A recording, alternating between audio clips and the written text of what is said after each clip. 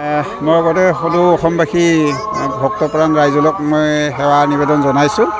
আপোনালোকে জানে যে আমাৰ ইয়াত শ্ৰীমন্ত শংকৰদেৱ সংঘৰ এই ৯৪ সংখ্যক বাৰ্ষিক অধিৱেশন ভাগ আমাৰ ৬, ৭, ৮ আৰু ৯ ফেব্ৰুৱাৰীত আৰম্ভ হ'ব।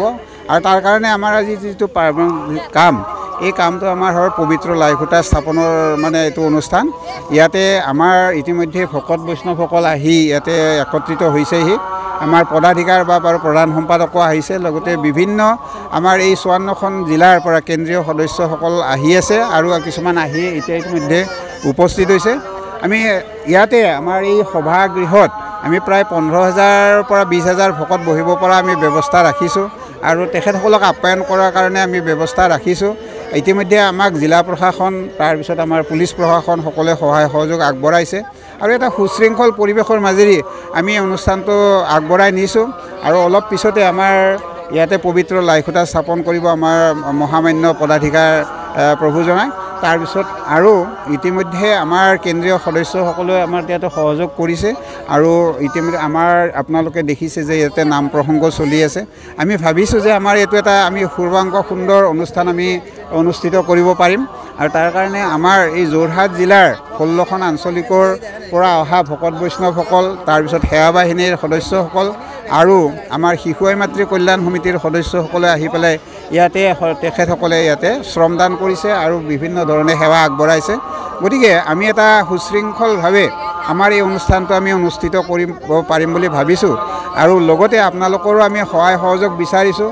আৰু গোটেই সকলো অসমবাসীক আমি এটা অনুৰোধ জনাইছোঁ যাতে তেখেতসকলে আহি আমাৰ এই যিটো ৪দিনীয়া অনুষ্ঠান হ'ব ৬, ৭, ৮ আৰু ৯ ফেব্ৰুৱাৰীত, সেই অনুষ্ঠানটোত যাতে তেখেতসকলে আহি আমাক সহযোগ কৰে, আমাক সেই অনুষ্ঠানটো সফল কৰাত সহায় কৰে। তাৰ কাৰণে মই আমাৰ আদৰণি সমিতিৰ ফালৰ পৰাই আমি তেখেতসকলক সেৱা নিবেদন জনাইছোঁ।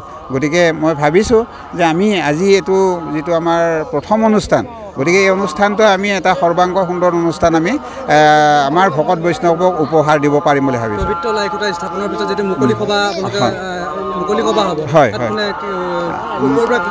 হয়, আমাৰ ইয়াতে আচলতে মহামান্য পদাধিকাৰ পৰা আহিব আৰু তেখেতে আমাৰ এই সভাখনৰ সভাপতিত্ব কৰিব। তাৰপিছত আমাৰ প্ৰধান সম্পাদক থাকিব, আমাৰ শ্ৰীমন্ত শংকৰদেৱ সংঘৰ এই ৫৪খন জিলাৰ সভাপতি সম্পাদকসকল আহিব।